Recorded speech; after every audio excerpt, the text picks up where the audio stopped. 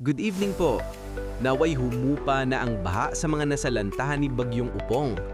Narito po update natin para sa lagay ng ating panahon ngayong hapon po ng September 29, 2025. Sa ngayon po ay easterlies pa rin ang hangin na umiihib ngayon dito sa ating bansa.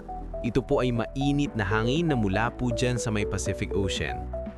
Samantala, sa labas po ng ating area of responsibility, mula sa kumpol ng Kulapan sa silangan ng Visayas, ay meron na pong low pressure area na nabuo. Base po yan sa datos ng JMA at tinawag po nila itong Invest 93W na nasa layo po ngayon ng 1,550 kilometers east ng Northern Samar. At kikilos po yang pa-west, northward at posible na makapasok sa Philippine Area of Responsibility sa darating na Miyerkules.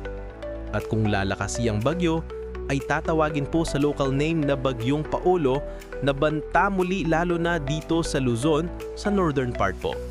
Pero paalala lamang po na posible pa na magbago ang forecast na ito, kaya atin lamang pong babantayan yan hanggang sa hindi po tuluyan na nalulusaw. At ito nga ang pinapakita ng forecast model na ating ginagamit hanggang po sa susunod na 2 linggo.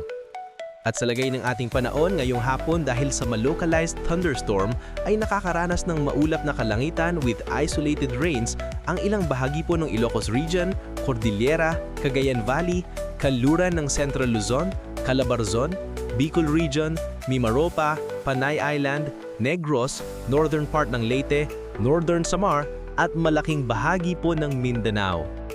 At mamayang gabi may mga isolated rains pa rin sa ilang bahagi ng ating bansa, lalo na po sa Sulu Archipelago, Zamboanga Peninsula, Northern Mindanao, Sorsogon, Davao, Western Visayas, Cebu, Bicol Region, Marinduque, Palawan, Pangasinan, Bicol at ilang bahagi ng Northern Luzon.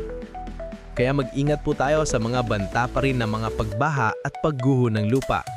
At sa atin naman po mga may bayin, wala po tayo nakataas na namang gale warning signals, pero ba yung pag-iingat lamang po kung papalaot tayo para mas makaiwas sa mga sakunang pangkaragatan.